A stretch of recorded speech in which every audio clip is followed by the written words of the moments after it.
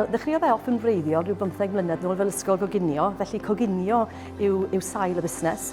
Ond ers hynny ni wedi agor 2 siop goffi, felly o ddydd i ddydd ar hyn o bryd, i ni'n rhedeg y siop goffi, ni cogyddion yn y cegin yn creu bwyd wrth gwrs. Mae dyn ni'r baristas, a wedyn mae dyn ni bach o siop fan hyn hefyd yn Gyfyrddin, so rhedeg hwnna. Fi sy'n rhedeg y 2 sied, y Sied Goffi a Sied Loft. So fi yn gwneud coffi, fi'n syrfo pobl, fi yn y gegin, fi'n gwneud bach o bopeth. Fi'n gwneud yr accounts, fi'n gwneud y rotas, fi'n gwneud bron popeth, fi'n gwneud gyda rhedeg y caffis stoc, wneud bach o recipes gyda mam, menu development, fi sy'n sgwennu'r menus fel bod nhw yn Gymraeg a Saesneg. So es I university yn Oxford Brookes, so ni'n byw yn Rhydychen am tua 6 blynedd erbyn bod fi wedi gorffen y degree, a wedyn es I mewn I management o priodasau a hefyd wneud y staff oedd yn rhedeg yr diwrnod priodas gyda cwmni lan yn Rhydychen, a wedyn des I nôl pam o'n I wedi agor y sied. Y sied gyntaf yn Felynwen, a wedyn es I wedyn I symud i'r Caribee a gweithio mas fyna mewn restaurant mas yn y Caribbean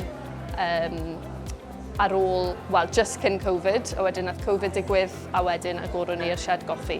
Ie, fi'n gwneud addysg gynradd yn y Cymraeg yn Prifysgol y Drindod Dewi Sant. Fi'n gwneud 1 diwrnod yr wythnos fan hyn, jyst yn gwneud y cacennau I gyd. Yeah. Mae fe bach yn change, jyst o mynd I pob dydd yn y Prifysgol yn jyst dysgu I, jyst I wneud hwn, a mae fe'n neis achos fi jyst yn gallu gwneud beth fi moyn fan hyn. Fi'n gwybod fi'n dod mewn I gwaith. Mae jyst list I fi wneud a fi jyst yn cael get it done. Yn bendant, mae sawl un o'n staff ni wedi dechrau yn ifanc 18-19. Maen nhw wedi dechrau falle I helpu yn y gegin neu fel waitresses ac yn y blaen, ond maen nhw wedi symud mewn i'r gegin, maen nhw wedi dysgu sut I wneud bara, sut I wneud cacennau, a mae dyn ni un Gwen sydd nawr, mae'n basically service chef, so mae hi yn creu bwydydd I fynd mas ar platau ar gyfer ein cwsmeriaid ni. So mae wedi mynd trwy'r holl broses. Paid meddwl bod chi ddim yn fel qualified, achos oedd fi fel dim llawer o experience, a nawr fi'n gallu gwneud llawer, a just paid teimlo'n bad am gofyn cwestiynau, achos na beth sydd wedi helpu fi. Byddwn ni'n awgrymu bod nhw'n cymryd un araf, meddwl, falle trial lot o wahanol swyddi I cael gweld beth maen nhw'n mwynhau a beth nhw ddim. Sdim byd gwaeth na dechrau swydd newydd a gyrfa, a wedi ffindio mas falle mewn rhyw 6-7 mlynedd bod chi ddim, bod chi ar y llwybr anghywir. Felly trial lot o gwahanol pethach.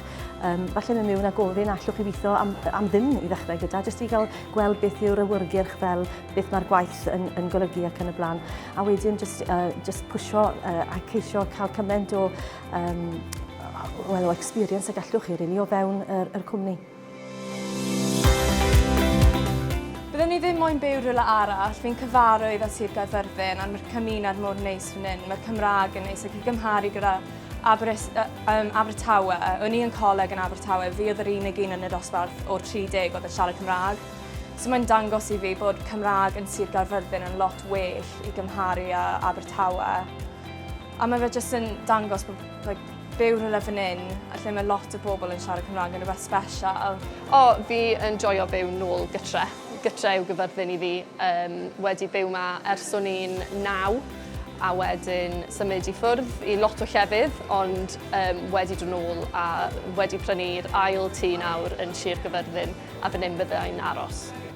O fyw yn Sir Gar, mae gyda chi pobl hyfryd, tywydd, glif, hyfryd, lot o air, lot o wartheg, lot o ddefed, ond mae'n ardal hyfryd, mae jyst yn ardal, wel, fi'n dod o Gyfyrddin, fi wedi dod nôl I Gyfyrddin, a mae hwnna'n gweud rhywbeth yn dweud. Wel, mae'r pobl yn neis ma, a mae lot o pethau I wneud rhan fan hyn. Fi'n just hoffi fel yr natur a'r countryside a pethau fel dwi'n hoffi, a mynd mas am fel walk bach. Adeiladu tîm yn dda, mae gofyn bod chi'n rhan o'r tîm i ddechrau gyda fi. Os ydyn teimlo bod fi yn nabod y staff yn dda, fi'n gweithio gyda'r staff.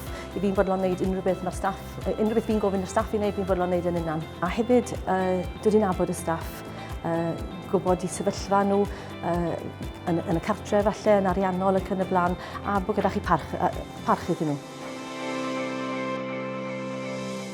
Fi wedi gweld bod fi wedi dechrau siarad mwy Cymraeg ers gweithio yma, achos mae lot o clientele sy'n dod mewn yn Gymraeg. A pan o'n i mas yn y ffrant, o'n i'n siarad lot o Cymraeg, a pan mae'r pobl yn dod i fel deliveries, maen nhw'n siarad Cymraeg, a fi'n siarad nôl ato nhw. Fi'n defnyddio'r iaith Cymraeg yn y ddoi gaffi bron pob dydd, wel, pob dydd, gyda bydden ni'n gweud tua 80% o'r cwsmeriaid sy'n dod mewn, maen nhw'n joio siarad Cymraeg. Mae pobl yn dod mewn sy'n dysgu Cymraeg, a maen nhw'n licio dod mewn a gallu defnyddio fe gyda rhywun a mewn lle relaxed. Mae'n neis yn gwaith bod fi'n gallu defnyddio'r iaith, bod y siawns i cyfathrebu yn y gyfrwng y Gymraeg, a mae cymuned neis fan hyn Cymraeg yn cyferthyn, a hefyd yn y prifysgol fi'n siarad Cymraeg lot, ie. Wel, i ni yn deulu Cymraeg, i ni'n deulu sy'n yn byw yn Sir Gar. Mae plant wedi mynd i ysgol Gymraeg, ysgol gynradd ac ysgol uwchradd. Mae'r rhan fwyaf staff yma'n siarad Cymraeg, a mae'r rhan fwyaf yn gwsmeriad ni'n siarad Cymraeg. Yn ystod yr haf ni'n cael lot o dwristiaid, mae rheini'n hoffi clywed y Gymraeg. Felly, odi mae'n bwysig, felly mae'r rhan fwyaf pethau chi ni yn creu yr bwydlen ac yn y blaen a'r y seitiau yn ddwyieithog.